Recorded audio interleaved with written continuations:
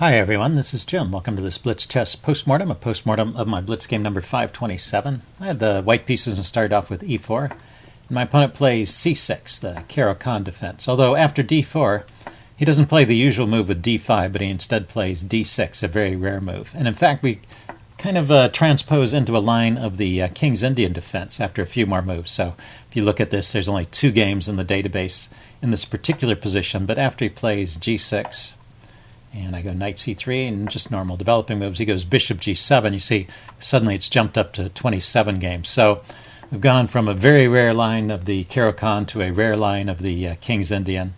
Or maybe this could be called a modern or Peart's defense. No, a modern. A Peart's would already have the knight out there. He brings the knight to f3 pretty soon anyway. Yeah. So let's see. He brings his knight to f6, yeah, on this move.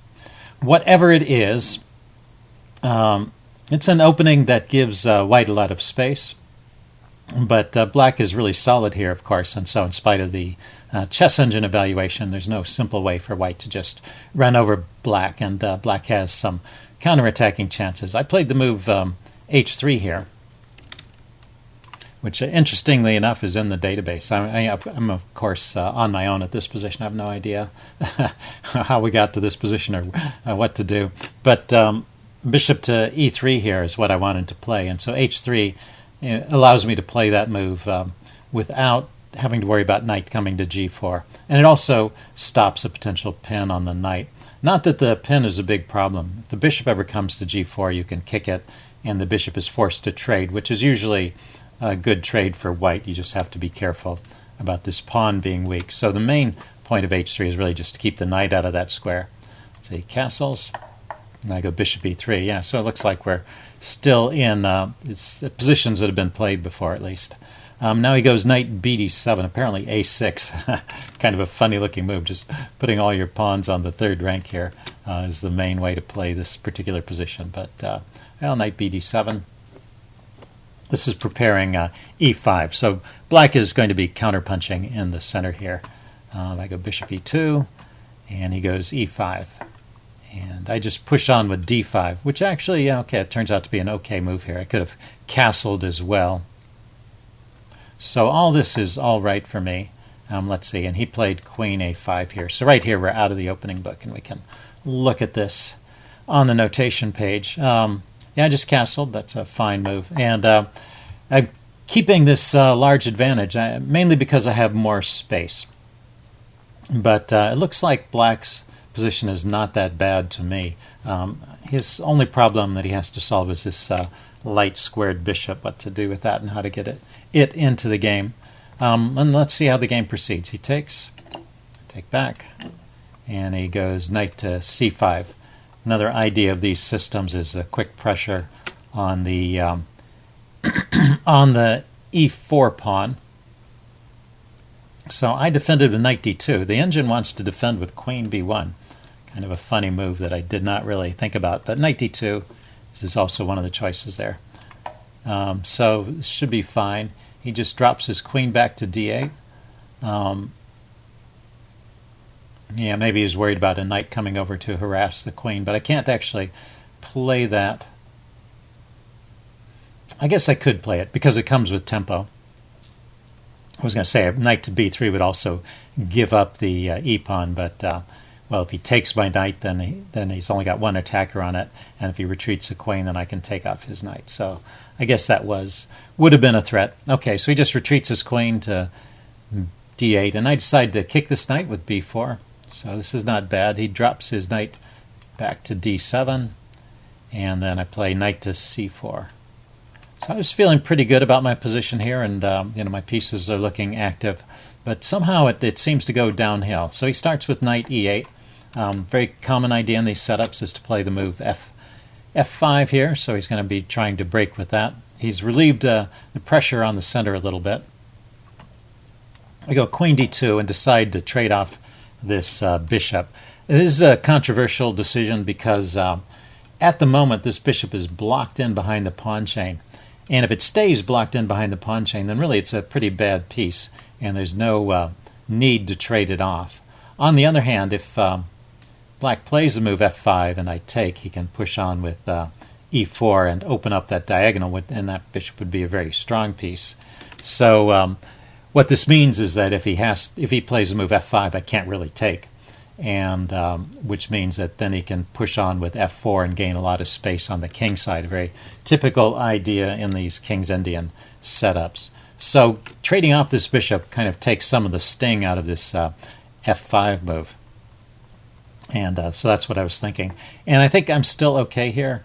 Bishop h6, still keeping an edge. He goes b5, kicking my knight. And okay, I can take first, and I do. Takes back. And then drop my knight back to e3. And this still looks like a pretty comfortable position for white. But, well, there's no material edge. There's just a slight space advantage to white. And let's see. It wasn't so clear to me how best to realize my advantage in this point. It looks like f5 immediately is already an idea from black. But he goes knight d to f6, getting his knight back here. Kind of a funny move, blocking the f-pawn. But and I decide to push on with f4. Without the dark squared bishop, I no longer have to fear opening up this long diagonal, and I want to try and get some play against his king. So that wasn't the top move in that position, but it's still keeping some edge for white. But the chess engine wants to play on the queen side with a4, go after this weak b pawn, and that probably makes a lot more sense. It looks like I have more forces aimed at the queen side, and that would be the logical way for me to play from here. Okay, so f4, small mistake, but still keeping an edge.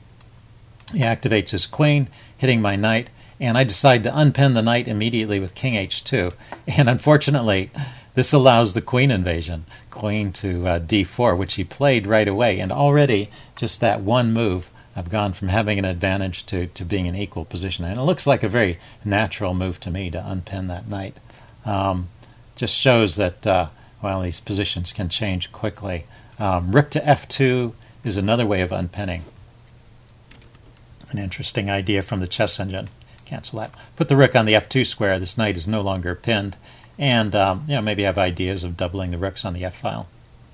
Another idea is bishop to d3, which maybe doesn't make sense right away, but I'll show you the point in a minute. So king h2, queen d4, and I just played rook a to d1. I didn't think this queen trade was much of a problem. And right here, black could actually take this pawn. This is a tactic we both missed, and it's kind of a subtle one. So if you want to think about why this works. I mean, what I was thinking was if he takes that pawn, I just trade queens and then grab the knight.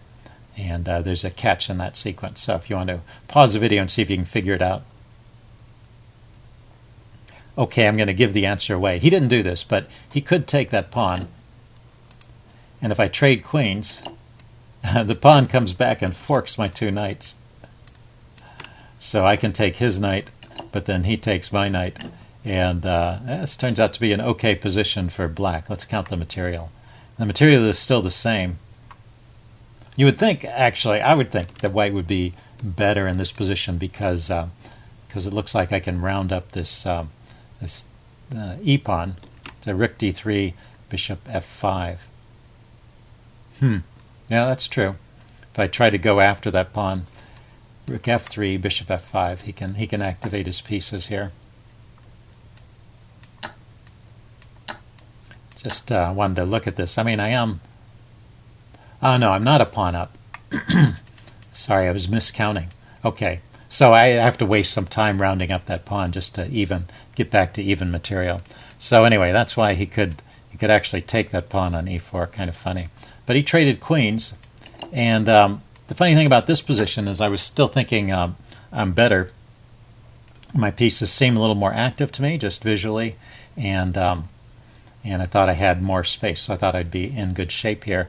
But actually, he's already equalized. Let's see, starts with e takes f4. The problem is, after these exchanges, after this exchange, my pieces end up in kind of awkward positions. And this bishop is in the way of the rook, for example, coming over to the f-file. The knights here are looking at pawns that so they don't seem to have any route into the game directly. The 4 square. I mean, I might have knight g4 as an idea, but he's got that pretty well covered with the knight and the bishop, so he can exchange it off. Well, actually, I could keep. I mean, I could play something like knight g4, but that seems to just lead to a bunch of exchanges. Anyway, he went bishop b7 here, putting some indirect pressure on the center. And once again, a4 would be a way for me to keep an edge and go after the weak pawns on the queen side. I really did not think of that during the game. I went with knight g4 here, and yeah, he should probably just take that off. He went knight d7. He's got a nice square here that he can go after, and yeah, at this point, black has a slight edge. So by not playing on the queen side and still trying to continue with my king side plans, that's how I've gotten into a slightly worse position, or at least now it's changing its mind a little bit, but at least black has equalized. Okay, I went bishop d1, trying to organize my forces. He goes h5, kicking the knight. Drop the knight back to e3, so that was kind of a wasted move, moving the knight out to g4. It didn't really do much. He goes rook c8, hitting my knight, and I go rook c2. And this sets up a pin here. Let's see, is there a better move than rook c2 there? Knight to e2 is probably better. Yeah, it's probably better just to move the knight rather than allow it to be pinned. Now it's not, I guess it's not a true pin. The bishop and the knight are both defending that rook. But it seems like a funny kind of arrangement of my pieces, and black's advantage is starting to grow here. So knight to e5. Yeah, he just has better squares for his pieces, or he's doing a better job of finding it. And let's see, I drop back with my knight to e2. And let's see, he goes knight f6, bring his pieces forward. And I went knight to c3. Okay, so I really was without a plan here. And this knight to c3 move actually is the losing move. You can see black's advantage has kind of grown a little bit. But well, that's really funny. I didn't remember that from the game, but I actually moved the knight away from c3 and then moved it back to c3 because I couldn't think of a better way. I guess I realized on e2 is kind of in the way of the knight. But now my rooks are in funny spots, and he starts to take advantage of it. And you can see he finds this move, knight d3. This typical in these King's Indian positions that you've moved your pawns forward, you leave holes behind, and sometimes black, as part of his counterattacking strategy, can just sink a piece into one of the holes deep in the enemy camp. And now I'm just going to lose material. I can't really go anywhere with this rook that defends the pawn.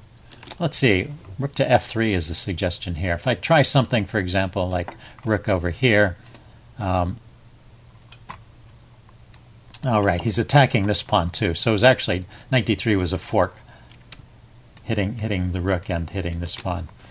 So yeah, I'm just going to lose material here. I tried knight to e2. What's the best suggestion here from the engine is rook to f3. And then he could either take on b4 or continue with knight to e1, trying to harass my rooks. Oh, yeah, that's right, knight e1 forks the rooks. So, okay, that's funny. Giving up the exchange is the best reply there. That's not a good sign. Well, I found a different way to give up the exchange. I played knight e2. And he grabs the exchange here. And unfortunately, this hasn't really relieved the pressure on my position. He can grab this e-pawn now. And so I'm down a pawn in the exchange. That's just and a bad position on top of it. So from here on out, there's actually no chance for me to get back into the game. Black plays this part of the game really well. He's got a solid position here, and I try to stir up some trouble, but I'm just not successful. He activates his king, which is really important in the end game, and kind of a brave decision. I mean, he's walking in amongst all of these knights, and where it could be subject to forks, but his pieces are positioned out here where there's no forks that can take advantage of hitting the king and the piece simultaneously. So this is just good play. He's getting his king to a strong position here, and starts mopping up pawns. Good example of how the king can be an active piece in the endgame. Let's see, I give up some more material there, just trying to activate my pieces, and now I'm going for chances of, if I can eliminate enough pawns here.